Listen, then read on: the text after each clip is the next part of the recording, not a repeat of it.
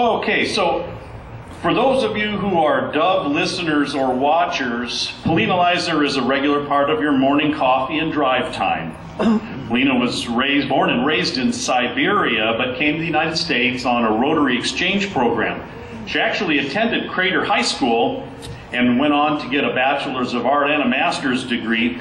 She's taught at the college level, she's been a news reporter, and the Valley is privileged to have her here working at the Dove. Well, the issue of life transcends state and national boundaries, and since Polina came to us from a very foreign culture, I thought it'd be interesting to hear her speak on our issue from her unique perspective. So please welcome Polina Leiser.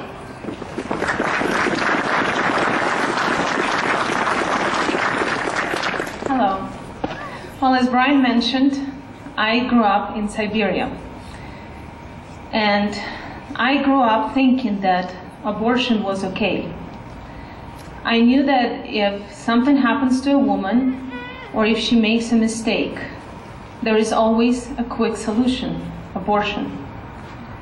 What I didn't know was that every year in Soviet Union, 4.5 million babies were killed. It's 4.5 million. I also didn't realize that only 80 years prior to that, abortion was considered a criminal offense.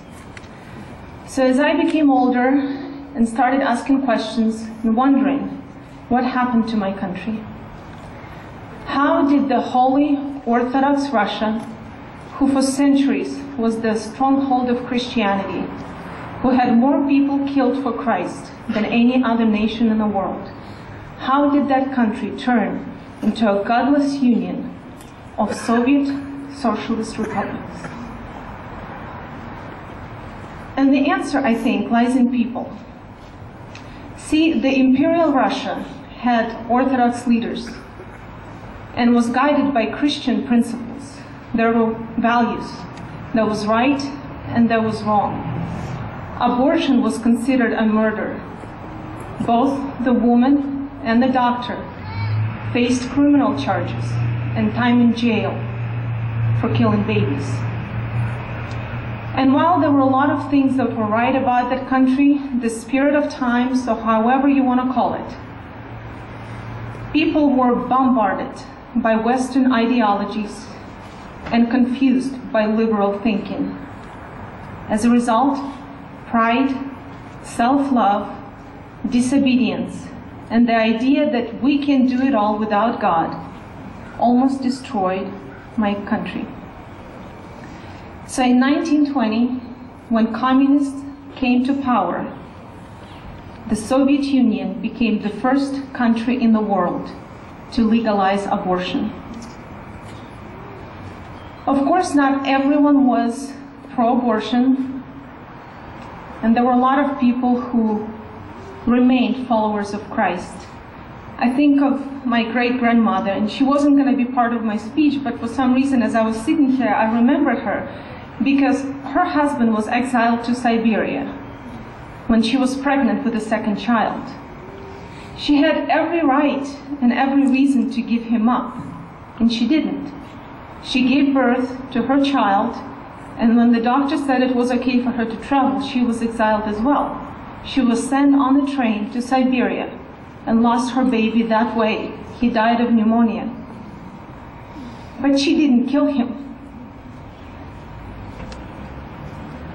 Well, going back to Soviet Union, in 1964, the country beat its own records.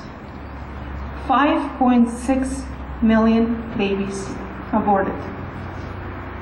That's more than the population of Denmark, more than the population of Finland. I mean, it's the whole country. And you know, when you go that far and you fall so hard, it's really, really hard to get up. It's hard, but possible. After the fall of the Soviet Union, Russian people, hungry for God, flooded churches. They didn't come for entertainment. They didn't come for fellowship. They didn't even come for teaching. All they wanted was healing. They realized that the wounds of the soul can only be healed in one hospital, and that is church. And what's interesting is they didn't argue about theology. They didn't look for scriptures to justify their need for confession. They simply went to church, to the house of God, in order to touch heaven and pour their hearts to Christ. And luckily, our God is a loving God, and a God of second, third, and fourth chances. The last 20 years had been very difficult for my country.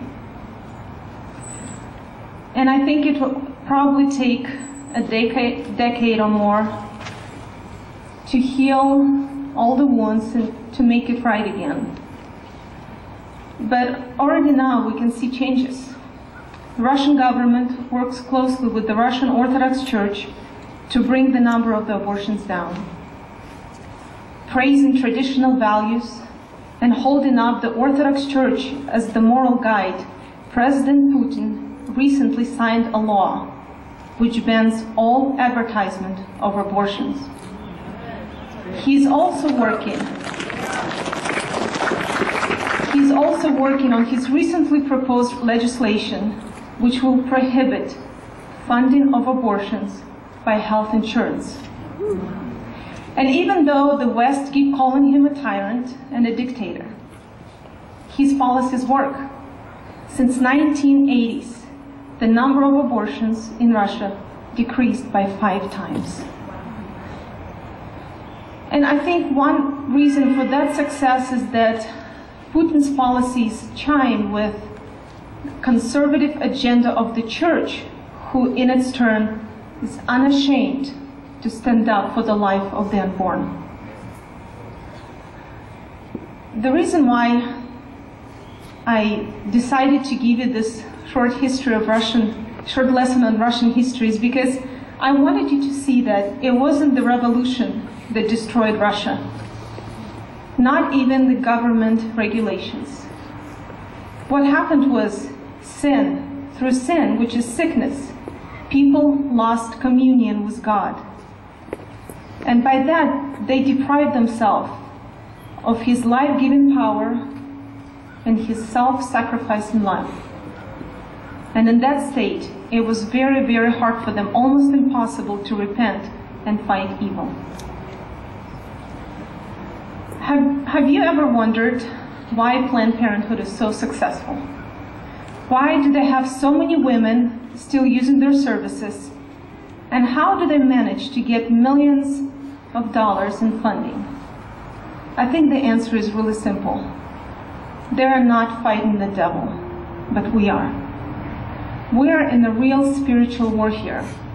And unless we know the enemy, unless we recognize who our real enemy is, and unless we use the right weapons to fight him, all our meetings, all our petitions, and all our rallies are in vain. Today's event is called Stand Up for Life.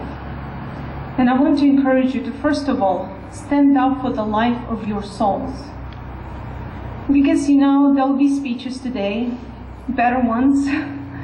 There'll be heartbreaking stories, there'll be horrifying statistics, and most of us will leave this place wanting to do something. And this is when the real battle will begin. Because the devil doesn't play by the rules.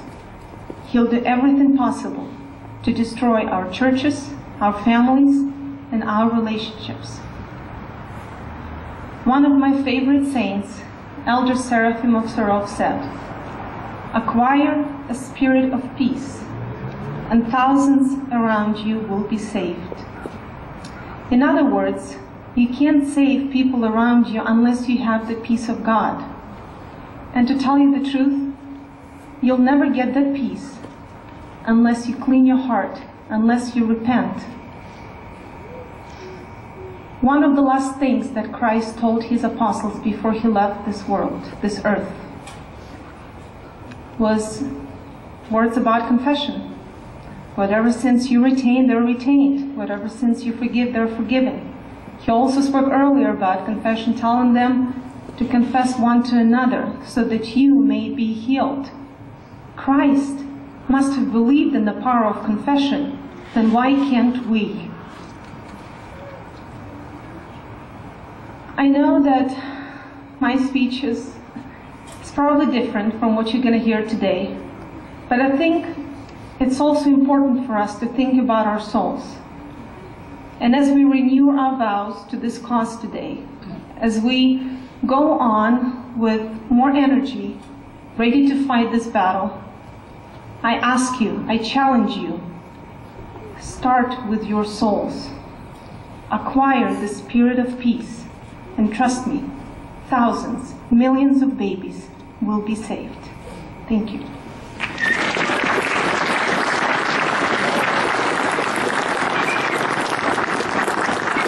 Wow. Thank you, Polina, so much. That was so beautiful. Thank you so much. Well, the Pregnancy Center